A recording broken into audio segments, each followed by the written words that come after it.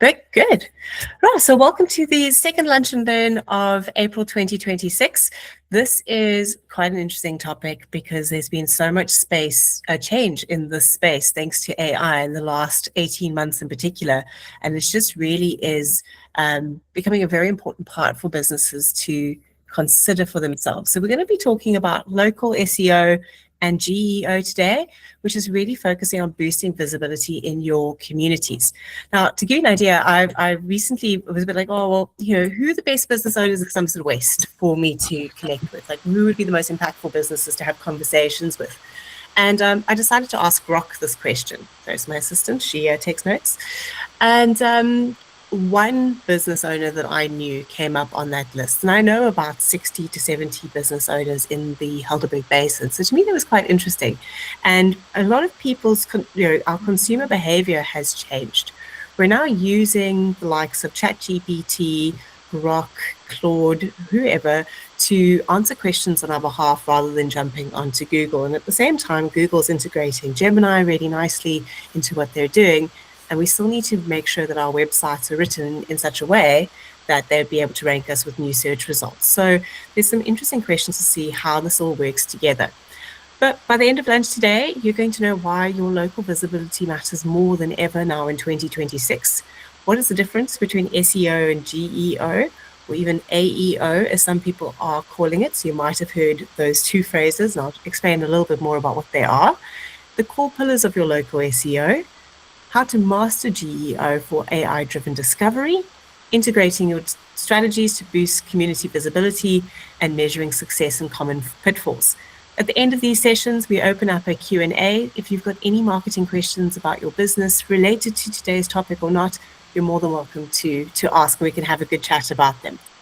So firstly, my name is Tamsin Haley. If you haven't met me before, I'm the founder and the business developer for Digital Happiness, where we focus on building ecosystems that drive results for our clients. So we like to build a strategy so we know what we're measuring, and then bring in the components that are going to help us get that right, and then measure and test and assess and shift.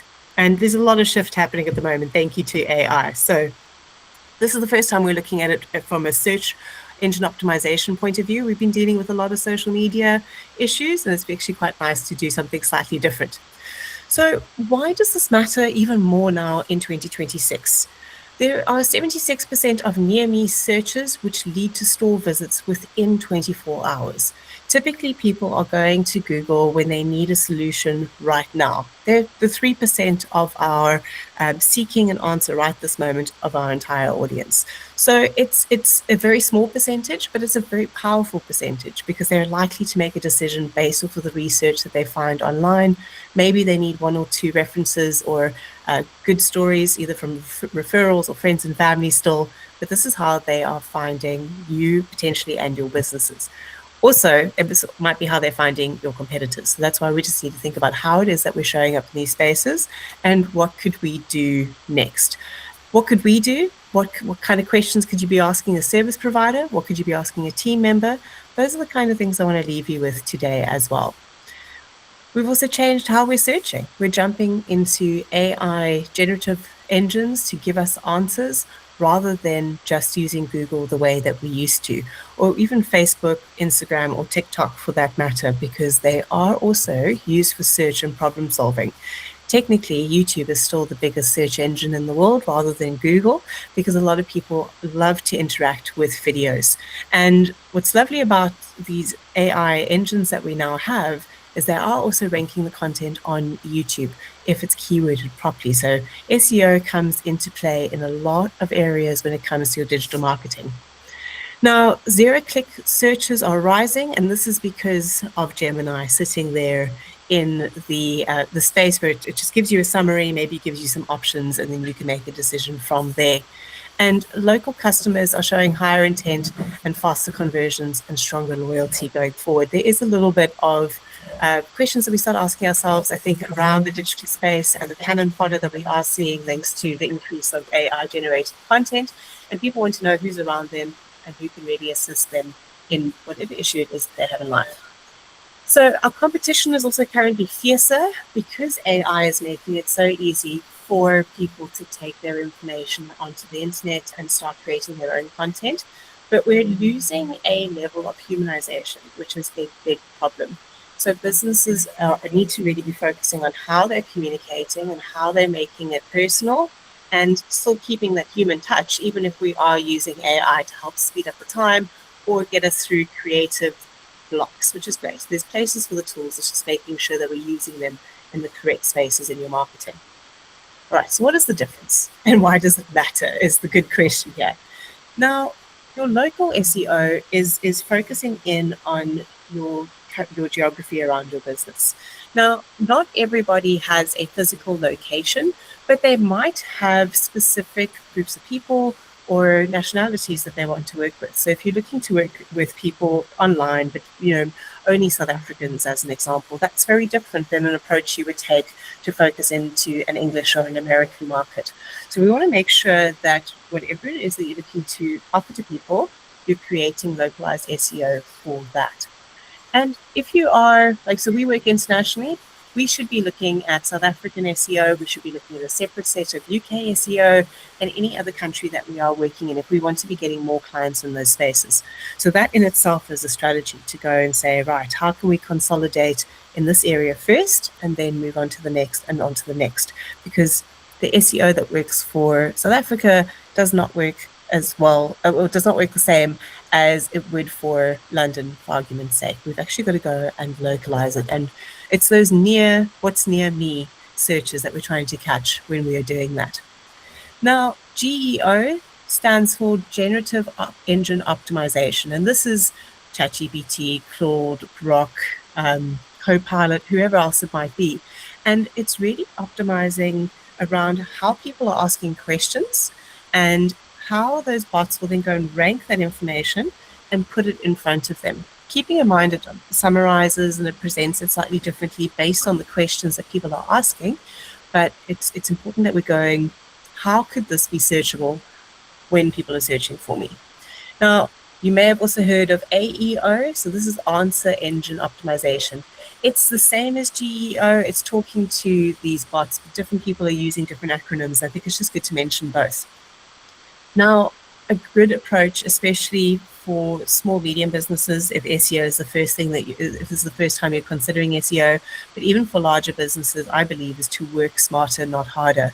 So rather than focusing on your SEO and your GEO as two separate things, there's quite a big overlap in them. So if you look at it from that perspective, you can do some best techniques to make sure that you are your best practice standardization techniques to make sure that you are actually ticking the boxes without going and doing lots of extra work, or if you're paying somebody to do it, that they're using those hours in a constructive way rather than trying to shoot in too many different directions.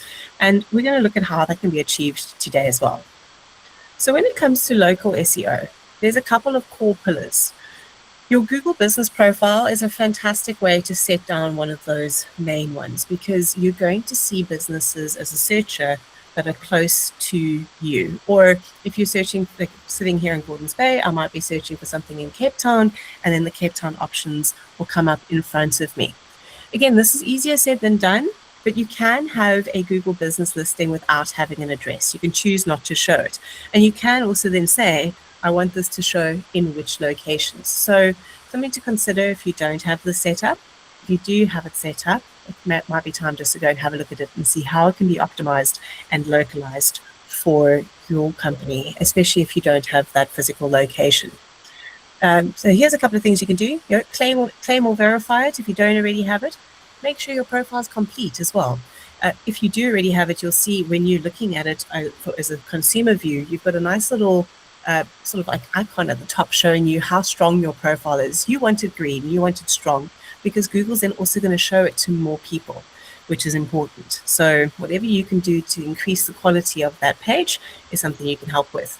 Something a lot of business owners don't know is you can share your social media posts onto Google My Business, which actually helps it develop that nice strength signal that Google wants to see. I've got a favorite publishing tool, which I'll share with you, which is called Publer.io. And what I particularly love about it is that your first 3 social media platforms are free. Now, let's say you've got a whole load of different ones.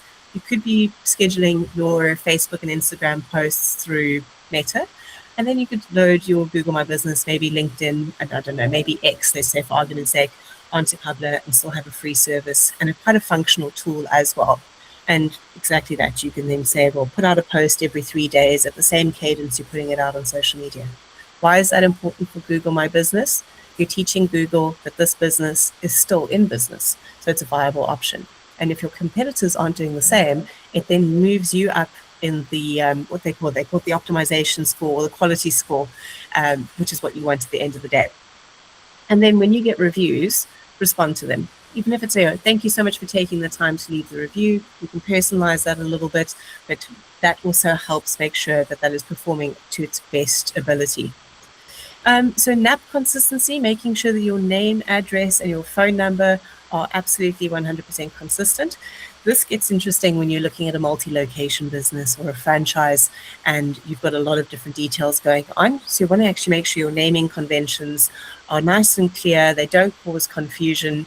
I'll give you an example. I've got one I'm busy sorting at the moment where they've got one called Cape Town, they've got one called Tableview, they've got one called Durbanville, then they've got one called Tiger Valley, and we're having to sort of clean up that plan and actually name that a bit better. Durbanville and Tiger Valley in particular causing some issues there for us at the moment. We can see that their quality is low because it's causing confusion. So that's more of a multi-location issue. It's something to keep in mind. Then your local citations and directories, also really important. Most communities have a good list of these. I know that I'm constantly being emailed somebody saying, hey, we've set up your directory listing, now pay us so that we can optimize it for you.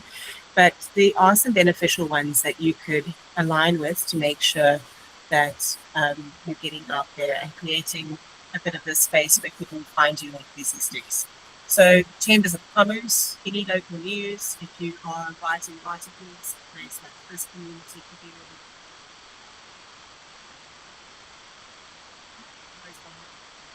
can't hear me, can't hear it, you can hear me clearly. Yes, we can have a chat about it in a second. Okay, so 2 other points here, your reviews and your reputation. Now, your reputation is always important, whether that's online or in person, but it's something we want to look at in an online space, and the reviews are what that's there for. Now, reviews are not always positive, that we can definitely say, but even just how you respond to negative reviews can make a really big difference. What we always suggest to clients is that you acknowledge whether the person is right or wrong online. Just, thank you so much for raising this concern. We'd love to have a conversation with you further so we can get this sorted / learn from this experience, however you want to word that. And you get their contact details and you take it offline as quickly as possible rather than inflaming it. I've seen cases where, the business has come back quite strongly and sort of given an opinion before actually talking to the person. And the person writing the review actually at that point doesn't care too much about that. It just doesn't look good for anybody else searching for the business. Then once you've had that conversation, you come back online and just a short, thank you so much for taking the time to talk to us. We really appreciated your input. Even that's enough. What that teaches other searchers is you are a business who's willing to learn and take accountability, and that you are responsive. So that's actually, even from a negative experience, we can get some good positivity out of it. And genuine reviews are important. I think we've gone through a phase where people were buying reviews or just asking friends and family to leave something so that there is something, and we're seeing a spike of that again now. So it's just good to remember that genuine reviews are what's going to actually help you going forward. And nothing AI generated. People are able to spot that from a mile off now because we've seen so much of it in the last little while.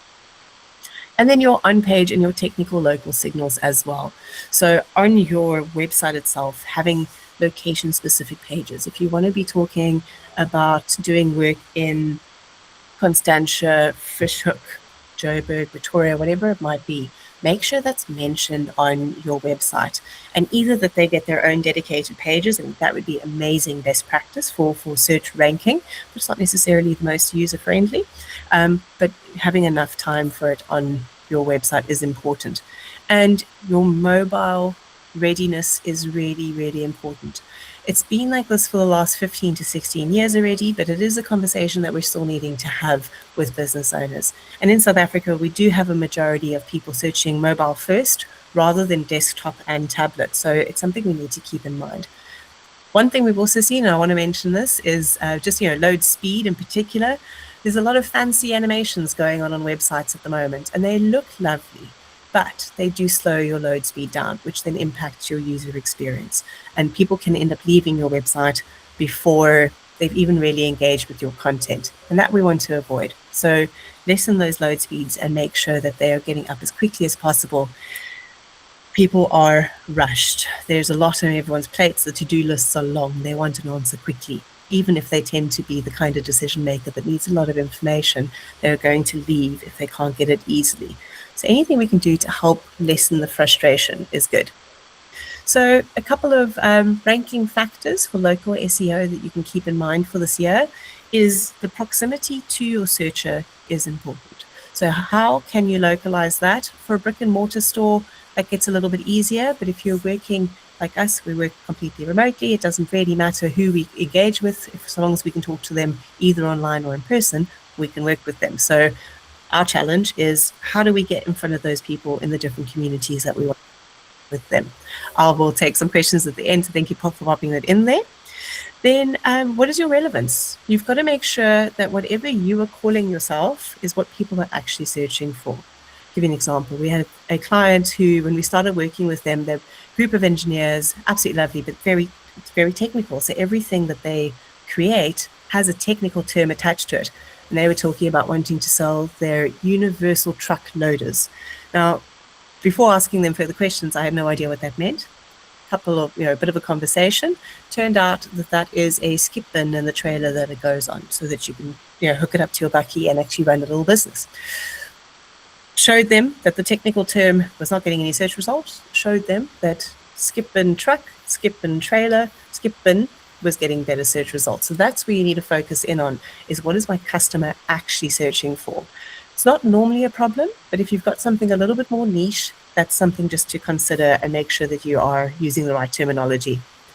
And then, prominence. Everything that I just spoke about, your reviews, your Google My Business, making sure it's on your website, making sure it is front of mind is important. So then behavior signals and your photo authenticity. Again, AI is fantastic in how much it can generate and create for us, but we are seeing that people want more. This is real. This is the truth. This is not being created by a machine. So keep that in mind, and that's for all of your marketing activity as well. And then hyper-local content, which is mentioning streets, landmarks, events. So you can do that through creating activity in your business and then making sure it's reflected on your website and in your social media posts in particular, so that all of those items will help with that. Okay, so then our GEO. So we know it means Generative Engine Optimization. We know that this means that we need to get the attention of our generative engines, and it doesn't just rank links. That's the important bit. It's going and finding pieces of information. I'm gonna say I quite like watching Grok do a search, and all of a sudden you get all these little icons, and it will say it's looking at 46 different sources, and then you can see it think, and it gives you a summary, and it gives you the links. You can go read further, but that's exactly what it's doing. It's not looking for URLs. It's going and looking for the keywords and the information, and the source of where it found it is secondary. So we need to make sure that the content on our websites is written in a way that it's easy to scan, it's easy to read. As little jargon as possible is actually quite helpful for the AI engines. Not that they wouldn't be able to dumb it down, but it just makes their search faster. So what can we do to assist them with that? The other side of what's happened with GEO is one of the major SEO rules has changed slightly. So prior to our generative engines coming into full effect, we were looking at website pages with about 250 words to 500 words as a decent SEO parameter. Less than 250, Google doesn't even bother ranking it. So your contact pages are often an issue on websites because you just don't have that much writing on it. But for the rest, that would be absolutely fine. And blog posts for about 500 to 800 words. But what's really important with how people are asking questions is the deeper we dive into a single topic and the more we're writing about it, the better it is for the likes of ChatGPT, Grok, Claude. And that's because they can go and find more meat to it, understand it, maybe do their summary from there. So a great technique with this is to go and look at your business and go, what are the topics that we need to discuss? What are the products or services that you sell? And maybe there's some differentiation and niches in there as well. And you can create quite a long list for most businesses as to what you want to answer. Another great aspect to look at is your FAQs. What do people ask you every single day or quite often that you can then develop into deeper pieces of content? Because those frequently asked questions are probably what's being put into the likes of our generative engines. So that's a fantastic way to figure out what kind of content should be on your website.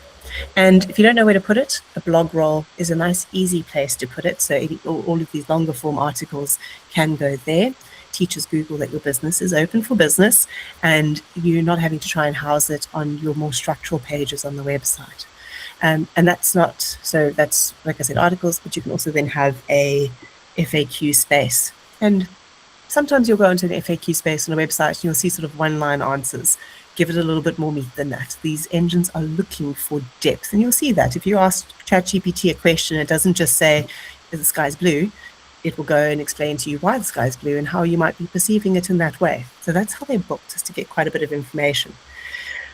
So AI favors entities with clean data, consistent mentions as well, and a strong reputation. So those reviews are becoming even more important going forward. So there's a couple of things there which really make a big impact for local SEO as well. The reviews being a big one. The kinds of keywords that we're using, whether that's in shorter form social media posts on Google My Business or potentially longer form articles on the website itself. So where that other linking part of that comes in is how can we mention that proximity again? Where are you focusing on? Who are you working with? We've got to repeat on the website. Not too much. That's the tricky bit as well. We don't want to look like, I mentioned this to a team member this week where I said, you don't want to get through one paragraph and feel like you've seen the word purple 500 times and it's only this much text. Have a look at how you can spread it out across the website, but keep a good consistency. And then pull that consistency into the rest of your marketing material, which is online as well. So our best practices for community visibility, which is what's being pulled through to the generative engines, is building consistent mentions across trusted sites. So your social media platforms are trusted to an extent, but what could you be doing with associations?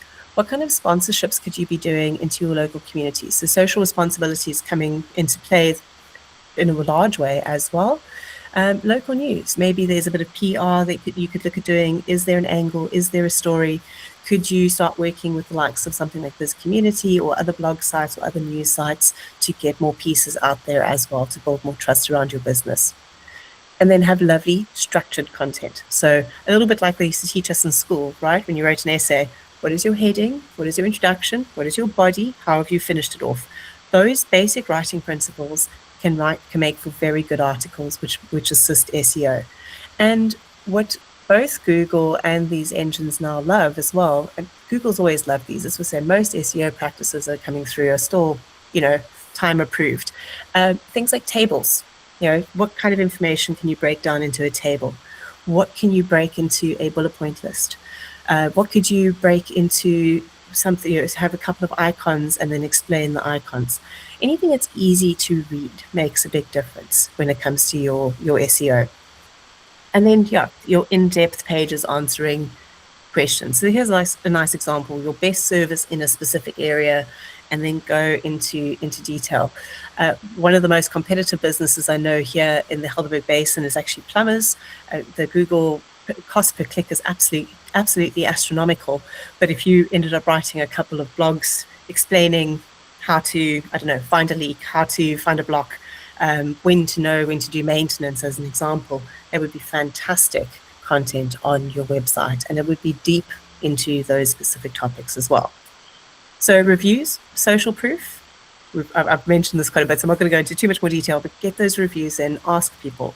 It's not always easy to get positive reviews. It's far easier to get negative ones because as people, we like to complain more than we like to congratulate. It just is the matter of the human beast. But go and talk to your best clients. Go and ask them if they wouldn't mind a review. If you've got an online store, make sure you've got an automatic email going out 3 days after purchase or 3 days after delivery, maybe, to ask people to leave you a review. That makes a big, big difference. And then, yeah, multi-platform presence is important. We have to create an ecosystem that all speaks the same language, but that has about 5 to 12 different touch points in it, because sometimes that's how long it takes for people to make a decision or for them to go and find all the information that they want.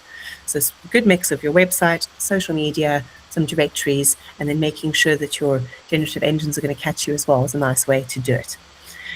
There are wonderful tools as well where you can track what's happening with your business in the media space, or what URLs are mentioning you, what social media posts are mentioning you, social listening tools.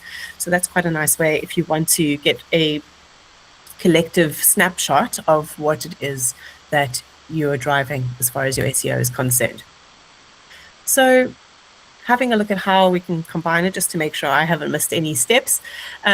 Oh, look, plumbing. I'm so glad I like using that example. But yeah, having specific pages if you need to is important. So let's stick with the plumbing example. Let me stick here in the Heidelberg Basin. So I can have one for the Heidelberg Basin. I can have one for Gordons Bay, Strand, Somerset West. That's already 4 pages of content. And I might search differently. I'm like, okay, well, I'm in Gordons Bay. Maybe that feels different than the Heidelberg Basin, but my neighbor might search for Heidelberg. So it is really about specific searching behaviors that we're trying to answer the most of. And then, yeah, have local stories. Talk about, if I'm in Gordons Bay, talk about the problems that Gordons Bay has. I mean, our infrastructure here is very different from Somerset West, and we have different issues. So why not deep dive that with the knowledge that you would have as a specialist in your business? Talk about landmark events in your business, birthdays, registrations, whatever that might be. Talk about events. Funnily enough, the more we talk about in business, the more likely we are to actually attract new clients.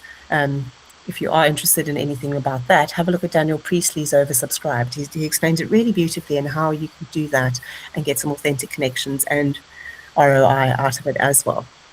And then, yeah, what can you do in your local community?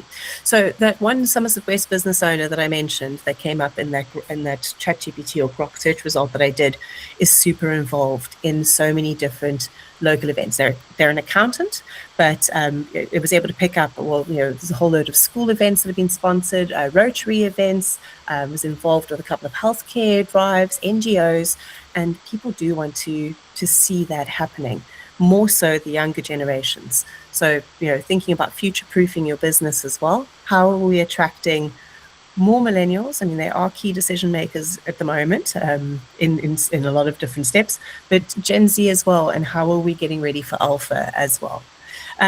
Chambers, mentions in community news. There's nothing better as well than I've had quite a few people come to me and say, oh, I decided to contact you because you came up the most on Facebook posts where people were asking for recommendations. It's also great, and if you're helping friends and family or other business owners, service providers by commenting, hopefully they're doing the same for you as well. And then have a look at how you can automate some polite requests to your clients to get them to leave you reviews, whether that's an email sequence after certain events in your business or just talking to them directly. But automation will help you keep more time in your diary and respond to all of your reviews as well. So technical foundations we want to touch on was that fast mobile site, very important. Your proper schema, so that is your sitemap breakdown, nice and clear. Anything confusing hurts SEO. It wants to run in the opposite direction. So just a nice, easy framework for your website. And then consistency on your name, your address, and your phone number. So from Google My Business to social media to your website to anywhere else you might be online, just make sure there's consistency. Because the minute there's something different, it just gets a little unhappy, and it's less likely to put you in front of your potential next best client. But yeah, active on social and on Google My Business, so that people can find you, but then also you're being ranked by these engines and Google. So it's important that it is consistent. It tells them that you're open for business. And then keep an eye on things. Don't set things up and disappear. I know it's not always easy, especially if you are solo in your business, or maybe you've got a small team. It can be easy to drop these tasks. But if you're going to do something, make sure that you can close the loop. And rather start small and do one thing, get used to monitoring it, or that team member or that service provider monitoring it and looking after it, and you can always build and grow from there. All these marketing methods are not going anywhere. I think we're just consolidating them going forward. And you know, what is that Chinese proverb? When was the best time to plant a tree? It's 20 years ago. When's the second best time? Is today. So if you don't start everything today, when you're ready to start the next element, that is perfectly okay as well. So that's a couple of common pitfalls. I just want to see here. I mean, I feel like I've said NAP a couple of times. Neglected or incomplete Google My Business profiles. Generic content is a big culprit for drop-off of interest, followers, and the engines don't want that. They want something a little bit more specific. So they've got better information to put in front of their searches as well. So see how you can put your own opinion, humanize the content into what you're putting out there, because that's really going to assist you going forward. Don't ignore reviews, don't ignore the negative sentiment, and make sure you are talking in depth about your topics, not just putting, you know, like I said, 250 words just to get the job done. It used to work, it doesn't work so much anymore. And they're making sure that you are optimizing for the near me world. How can you measure success? Because this is important. How do you know what's working and what isn't working? So you've got some really lovely insights that come in from Google My Business profile. So you can have a look and see how many search results you showed up in. It often shows you, you know, how did you do this week to last week, this month to last month. So you can also sort of track that for trends and what were the actions taken when people did arrive on those profiles. You can have a look at your local pack or your map rankings. Ask people that you know to search and see what comes up. Give them different keywords to try, or even what would you use to search? How would you look for that? That's also a really great question, because they might do it differently to you, and then you can learn and bring that into your plan as well. There is AI citation tracking, which you can make use of, which is great. It makes life a little bit easier. And then local organic traffic and conversions. So that is Google Analytics would be one of the best things for that. So you can see how that is all coming in. You would go to your acquisition and then your traffic report. So you can see what's coming in from organic or direct, give you a good idea of how you're doing in this space. Typically, if you're not running any paid advertising, I would expect those to be your highest traffic drivers, depending on the age of the business. But if you are running a larger paid budget, maybe, then that should sit on top. But it gives you an idea of numbers and what you could do better. Look at volume, look at your velocity, look at the rating. And yeah, a couple of other tools that we can look at here. So Search Console is fantastic because it will help you pick up on any SEO issues, and then you can see what needs to be solved. You've got your third-party local SEO platforms as well, and your AI monitoring tools could also work. There's no reason why you can't give, like I said, I love Grok, so there's no reason why I can't give Grok my website and say to it, what can I do to improve my SEO, or what would you like to see to put me in front of more people searching for my services, and see what it comes up with. It's quite interesting as an activity to do, actually. So I challenge you to go and do that. So a little bit of a plan for the next 30 days, if you want to think about optimizing in this area or trying something different. Audit and fully optimize your Google business profile as a step one. It's interesting, we've gotten a lot more requests for this in the last 6 months than we've ever had before, and it definitely is a good space to have a look at what's happening in your business and how you can do that better going forward. Check your NAP inconsistencies in all your major directories. You know, sometimes you have a salesperson who leaves, or like we recently did a rebrand, so we've had to check that our name has changed everywhere it should, otherwise that would be an inconsistency. And sometimes these events happen in our business and we don't even think about it. So just a good audit of that makes a big difference. Do one hyperlocal service page with structured content. Start with one. And then when you've got that one done, put it up, see how it does, then do the next one, then do the next one, one step at a time. You can set up a simple review request system. That makes a big difference for your business. Think about how you can integrate that. I'll give you another idea. We've got a client up in Joburg who does financing, and sort of, so you end up They keep one of your vehicles ready for businesses as collateral until you pay it off. And what we've looked at doing for them to increase their reviews is just a little mirror hanger with, please rate our service, QR code, nice and simple and easy. Not every business is the same. We've got to figure out where those touch points are with our clients and how we can optimize on those. So for them, that was something unique. Your business will look different. And then post weekly and on your Google My Business and monitor those early results. It's quite amazing to see the impact that has. We started working with a locksmith in Cape Town sometime last year, and just from doing one post a week, he's increased about 150 times in search results, and the influx of reviews. So they've got a little review request system that they send out after services has definitely increased as well, because they're getting more and more work through that. So a couple of nice easy wins for you. Now, what do we do with clients? We either do education exactly like we've done this morning, or streamlined and specific to them, like we did here with Ford last year. So we had a lovely challenge where they needed to increase their national sales by 7%. That was our challenge. And the added challenge was that we could only do that through the organic content. They did not want to increase their ads budgets. So we came up with a plan and then educated every single salesperson in that team. So about 250 agents across the country. And that led to a 6% increase in national sales. Now, sometimes that's just because education and understanding what we're doing and what that impact has makes a big, big difference. So yeah, I love sharing information, and these lunch and learn sessions are exactly how we are doing that, because just power comes from knowing what you need to do next. It can make a big difference in your business. You are more than welcome to attend as many of these as possible. The link is all set up for the rest of the year. The topic is different every single time I talk, so please feel free to come and join us. We also do a couple of in-person events. We had one in Cape Town in March. I'm very excited for this one in May, which is going to be in Johannesburg. I'm going to be joining up with Roseanne White. She is a Google partner, so she's got that accreditation. She's going to be talking about setting up Google for yourself as a business owner, and also being able to equip you with some questions you could ask a service provider.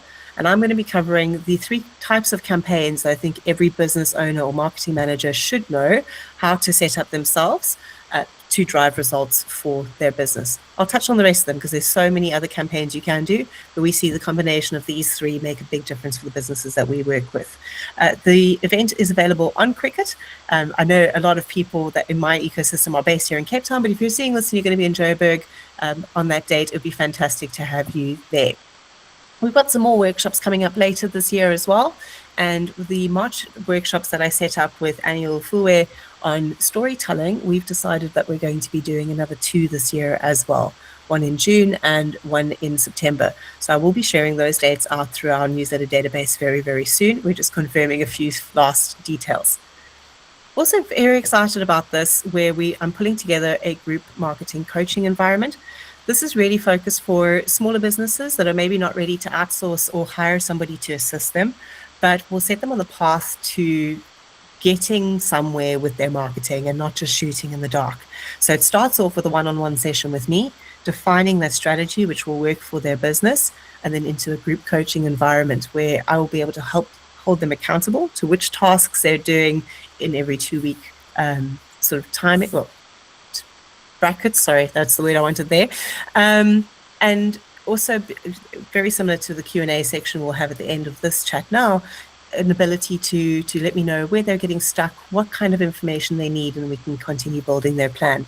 And I started off doing some business coaching when I started the business, and I found that I learned as much from everybody else in the room as I did from the coach, and that's why I've decided to set this up as a group coaching, so we can really maximize the learning ability in this space. Our bread and butter, what we've done from the beginning of what it was social happiness and is now digital happiness, is doing the service for people. So Volpes was a client of ours before they moved over to Bash and closed down their e-commerce site, but we were doing some really lovely return on investment for them, and that's what we focus on building out for the businesses that we work with. So these are all happy clients of ours, to give you an idea of who we do work with. But not every client has to be massive with a huge budget. What if you can only afford just getting Facebook started and we add something later? What about if it was just a newsletter to an active database, or helping you activate that database? There's always a starting point, and you can always build your marketing plan as you go. The sustainable marketing efforts are better than no marketing efforts, and that's what we want to get you to think about as well. Just a little bit of an idea of what it looks like. I mean, this is just the nature of the beast when it comes to social media. You're constantly feeding a machine. It's a 30-day cycle. You've got to innovate. You've got to come up with ideas. And you need to be assessing what's working rather than just getting into that content churn. Otherwise, we land the risk of not being personal enough with our marketing, even if we aren't using AI as the final writing product. So yeah, thank you very much for joining me today. I hope that this has been helpful and has given you a couple of ideas that you can work on next in your business in a manageable way as well. I think a little bit of that was quite technical with the SEO talk, but unfortunately it is one of those spaces in digital marketing that is hyper technical. And I'm going to open up the Q&A space for you now. Thank you so much.